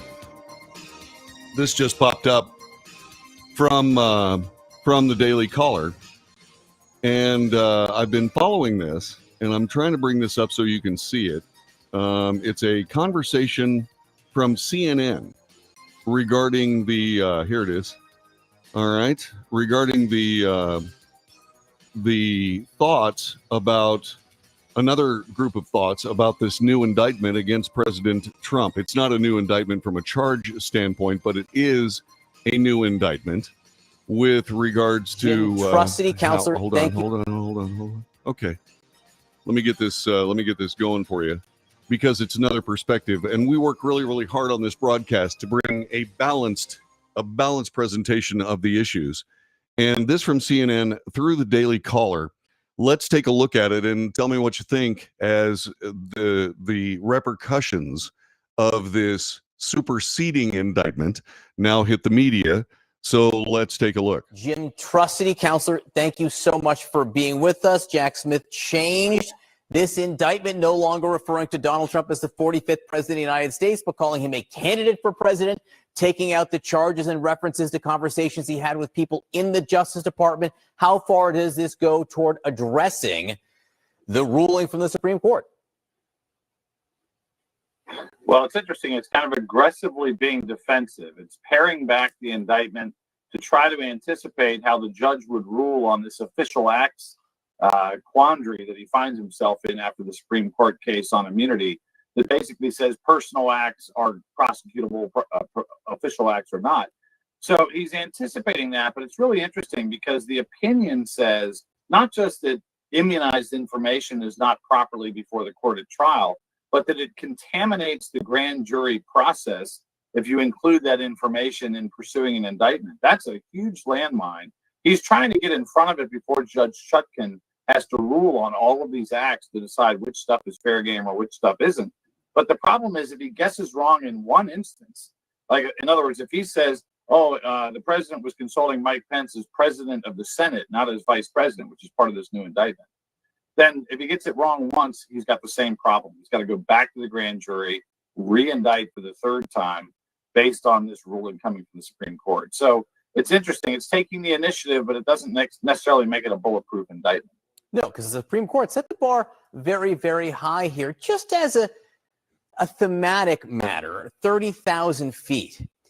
How complicated is it then to charge a president for any actions that he or she may take as a candidate? Doesn't this give a presidential candidate who happens to be president just incredibly wide latitude? Well, it does. I mean, I don't know if I'd say it happens to be president. I mean, the focus is not in terms of whether you have immunity as a candidate, it's that you're a sitting president. And the bottom line is, the Constitution seems to suggest, and that's what the Supreme Court ruled on, that in fact, we don't want to have our presidents hobbled with constant fear of prosecution by state and federal prosecutors. So they've set up a test. The problem is enforcing the test in a practical way. I mean, we don't know what the hearing will look like that a judge has to have to determine which things are official acts and which ones aren't. I mean, it's not going to be basically just, attorneys saying, take my word for it. There's probably going to be an evidentiary hearing that's like a mini trial that stretches on for days. And by the way, if it goes wrong for one side or the other, we're probably right back up to the Supreme Court. And again, I think everyone understands at this point that none of this will get decided or go to trial before the election in November. A lot of focus has been paid to what happens if Donald Trump wins. Obviously, East Coast cases just go away completely. But what do you think happens if he loses, Counselor? Yeah, that's a great question. I mean, look, I think that a lot of the prosecutions of President Trump, from my perspective, are very singular, very inventive, very different. And you can call it lawfare, and I certainly have called it that. It tends to make the judges bristle. The judges are becoming the safety valve. They have to look at questions they've never had to address and figure out, are we going to let this proceed? So I think if you look at the Jack Smith prosecutions, both of them now have significant legal issues. Obviously, down in Mar-a-Lago, the case was dismissed, and that appeal is being pursued by the government. You've got the immunity question, and frankly, the same question about Jack Smith's authority that could be raised in D.C. on the January 6th case. So they may die of their own weight without any sort of political interference because they're inventive, because they're reaching for new territory. But if not, I guess we'll see whether the the incoming Democratic administration, to follow up your hypothetical, whether they have the stomach to let that stuff continue, or whether they will look better if they end up just washing it clean and saying, let's have a new chapter. But that's really more of a political determination than a legal one. Yeah, and that's something that Tanya Chutkan is going to have to deal with. Now, I mentioned a couple of times back when all of this was getting started that Tanya Chutkan was put in a very, very difficult spot, a really hard place to be, insofar as the federal courts are now a political playground that have been sucked into this entire campaign. At some point, some judge is going to say, you know what? We're not ruling on politics. And that means taking this indictment that is, referred to as lawfare in a slang way, and actually saying, no, this is political interference in both the judicial branch of government and this election. Tanya Chutkan, I said at the outset, is probably going to be looking for an off-ramp here. And just as Judge Eileen Cannon simply looked at it and said, you know what? I don't believe that the special prosecutor has standing because he's not a special prosecutor according to statute. That could be Judge Tanya Chutkan's way to get out of this. Because if she rules against Donald Trump in any of this, then that gives Donald Trump an opportunity to say, yep, this is lawfare. This is trying to interfere with the election. And note that Jack Smith has changed him from being a former president to a presidential candidate, which indeed may end up in the Supreme Court if indeed Tanya Chutkan decides to move forward with this. I don't believe she will. I don't believe she can. I believe this is something the Supreme Court put out there that protects presidents in their official acts. And certainly Donald Trump was acting as an official when he was the president of the United States when all of this came down. So the question remains, what will the judicial branch of this nation do? If Tanya Chutkan moves forward, then that throws all of this political garbage in the face of what's supposed to be an apolitical judiciary. If she then throws it out, which she probably will do, I don't see how she can do anything else and maintain any kind of standing whatsoever as a fair judge not bent by politics. So she's in a tight spot. And so I would, if I were her, I'd find an off-ramp. I would say, no, I'm going to go with my colleague down south and say, yes, indeed, this is a case where the supposed special counsel has no standing, and walk away from the case. Now, would it be appealed by Jack Smith? Yes, but he already has one appeal before the 11th Circuit Court of Appeals on the Miami case. And now what he'd have to do is he'd have to find himself in a position where he's going to yet another appeals court. This would be the DC Circuit Court of Appeals.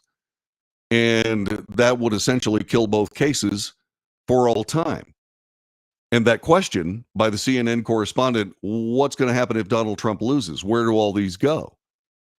If they don't proceed with these, then it once again, then that would be the off-ramp that I'm talking about. But if they do proceed with this after Donald Trump is decidedly a private citizen, is this again proving lawfare and proving the two-tiered legal system, et cetera, et cetera? If they don't follow through, then it also plainly says this is lawfare. And so it's looking more and more and more like an abuse of power to me. I could be wrong. What do you think?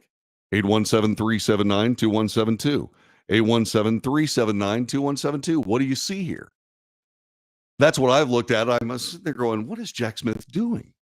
This looks like, as it was referred to by Jonathan Turley last hour, it looks like Captain Ahab chasing the great orange-haired whale. And does he have the crew? Does he have the ship? And at some point, the judicial branch of our nation is going to have to decide, I'm not playing politics here. This is supposed to be an apolitical judiciary. And indeed Tanya Chutkan can either prove that it is or that it isn't based on what she has before her. This is going to take a while for her to sort through. She is decidedly anti-Trump. But the law, the actual law as written in these United States, is coming up and saying there are real problems with all of this. And to move forward makes that court political. To walk away risks people saying, my goodness gracious, Tanya Chutkan was not the judge we thought she was.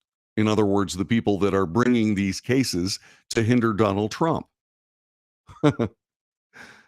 So I brought this up when she first took the case. I said, or when the case was assigned to her, I said, she's in a tight spot. Eileen Cannon, in a similar tight spot, simply said the special counsel doesn't have standing and threw the case out. And that, I think, is a precedent that Tanya Chutkan is going to have to follow. Or it will reinforce all of this as lawfare, as pernicious prosecution for the sake of politics. Do you see anything else? Let me go see the chat room. I mean, I know that's wordy, and I know that's amazing, and nobody on the chat room has put anything into the conversation. You can 817-379-2172. 817-379-2172. To me, I'm looking at this and I'm saying, man, this is really bipartisan. This truly is. If they pursue Donald Trump, should he lose this election, what are they going to do with Joe Biden? Does the Republican Party, they won't, of course, but does the Republican Party move forward, turn their evidence over to the DOJ, which would be immediately disappeared? Because Kamala Harris would be the president of the United States and say, okay, enough's enough. Then if they do that and proceed with Donald Trump, that reinforces the two-tiered legal system. And it does indeed put Donald Trump in a position where he is being prosecuted because he is a political enemy. And this is what happens. This is what happens when you start using the judicial branch as a way to prosecute or a way to enact a part of an agenda. It becomes another political legislature, a super legislature, if you will. There was an old movie called The Star Chamber, where judicial people sat down and said outside the realm of law and tried to do what they thought would be right, as opposed to what they would do that would be legal. Knowing that there was a problem in that particular movie, there was a problem with bad actors that needed to be handled in a judicial way based on rightness instead of the law. And so they stepped out of the law. They became basically a kill squad, a gang that essentially prosecuted people. And that was referred to, by the way, by Kamala Harris when she said, with a stroke of my pen. I can indict someone with a stroke of my pen, cause them great legal damage and great financial damage, and then with a stroke of my pen, make it all go away after the damage has been caused. That is on the record. And I've played that here on the Wells Report. And it is something that should essentially shake everybody to their boots. A judicial oligarchy using American law to subdue a political opponent? I mean, it already looks like that to most Americans. The term lawfare, even that CNN lawyer. He said, yeah, I've called this lawfare myself. So maybe what we're seeing here is we're seeing through the process of Jack Smith trying to go after Donald Trump, it looks like a vendetta now. But we look at that, and maybe what we see is a way for the judicial branch to restore themselves as someone who, as a branch that actually enacts and interprets law. I know this is extremely confusing. Suddenly, I mean, strangely, it's very clear to me. I mean, I'm just speaking to you right off the cuff with a breaking news story for all intents and purposes. But we've covered both sides of it. And so where do you see all this going? It's clearly election interference. on the part of the DOJ. And that was made plain when Jack Smith, in this superseding indictment, called Trump not a president, but called him a candidate for president. And if indeed, for whatever reason, this court, actually Tanya Chutkan's court, goes forward with the trial, and that would be a sympathetic jury listening to all of this, and if indeed they go ahead and find President Trump guilty, then he becomes a political prisoner for all intents and purposes at the federal level, not the state level. To me, it looks like it's getting out of hand. I wonder if the judicial branch also agrees that it's getting out of hand. We'll see.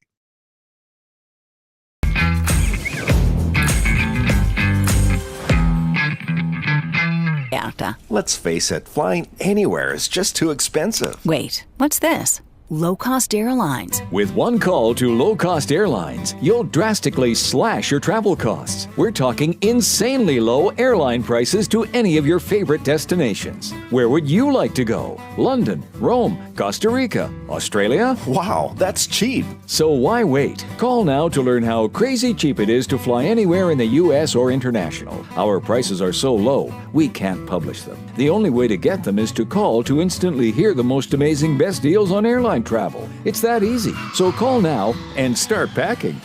Call 877-512-3895. That's 877-512-3895. 877-512-3895.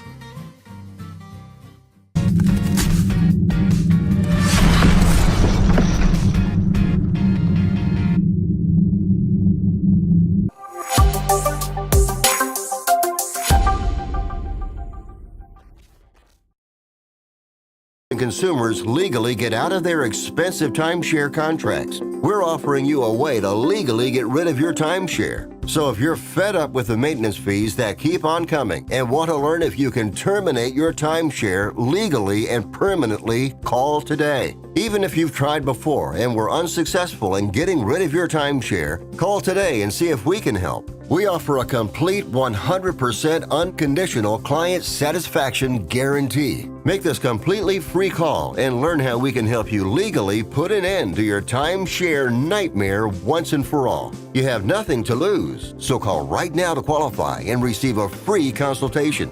You can terminate your timeshare legally and permanently, but you've got to call now. Call the number on your screen today. It's a free call.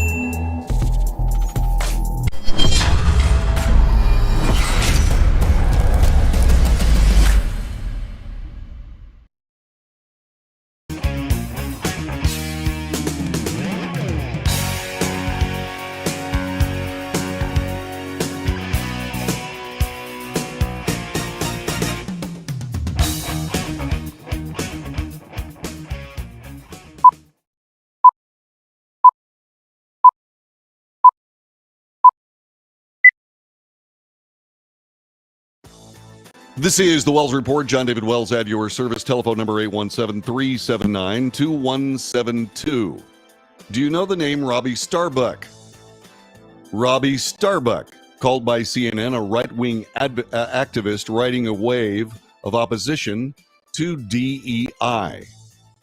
Robbie Starbuck is a former Hollywood music video director turned conservative activist. He's caught fire campaigning online against some of America's major brands, the diversity, equity, and inclusion programs that they have embraced over the years.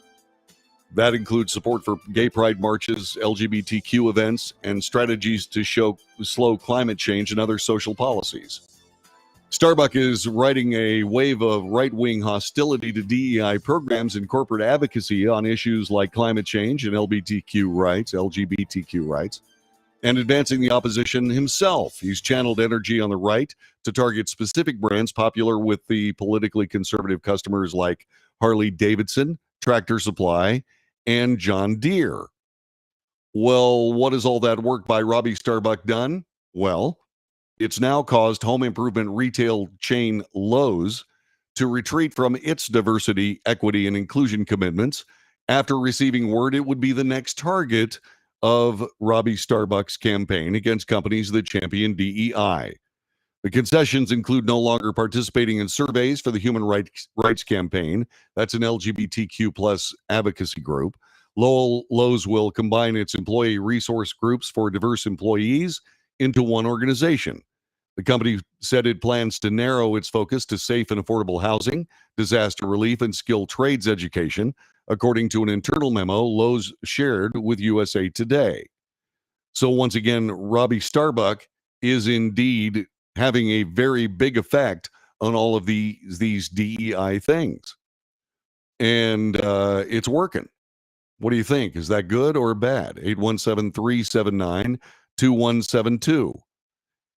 Then there's this. Elitist jerks and hypocrites at Harley-Davidson and other brands such as Bud Light are responsible for the woke-inflicted meltdown marquee American companies have suffered in recent years. An entrepreneur in the trenches of the corporate culture wars tells Fox News.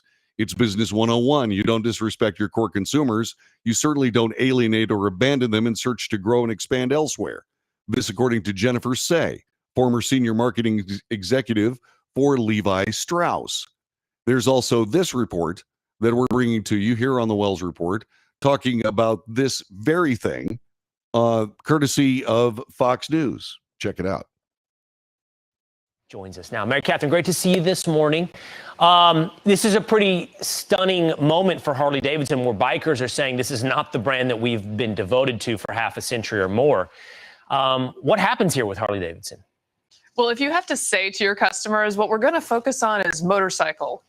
Okay, that seems like a bad turn. You've made a bad turn if you have to remind them of that. And I think that's what a lot of these companies do.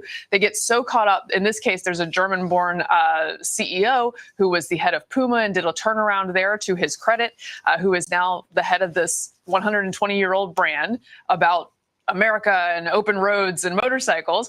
And when he calls himself, in a controversial clip, I believe in 2020, the Taliban of sustainability, meaning he's going to be as extreme as possible in his environmental edicts for this company, it makes people think like maybe he's not so into the customer base that he's serving. Maybe he doesn't understand who he's selling motorcycles to, and maybe he's not that interested in selling motorcycles, right? I think the board should be concerned about that part, because when you start alienating the people who've built your brand, even if you're doing it for what you think is a good reason, it will not go well for you. Please see Bud Light. Yeah, and we have seen Bud Light all but virtually disappear. By the way, Bud Light is now promoting itself with various colleges and their logos on cans. I don't know that that's going to work. So getting back to Jennifer Say, she is a former marketing executive, senior marketing executive for Levi Strauss. She is really going after Harley-Davidson. Simmering discontent among Harley-Davidson's loyal customers exploded in open rebellion against the brand after Zeit's internal agenda was outed by corporate watchdog Robbie Starbuck. They killed Harley. It breaks my heart, said Vinny Terranova, the owner of Pappy's Vintage Cycles in Sturgis, that's in South Dakota. Say, the former Levi executive, witnessed the corporate culture wars from the trenches of the boardroom battlefield. She was a C-suite celebrity in 2020, charged with managing, polishing, and growing the iconic Levi's brand. Founded by German immigrant Levi Strauss in San Francisco in 1853, Levi's jeans have enjoyed global prestige as a symbol of American culture and opportunity.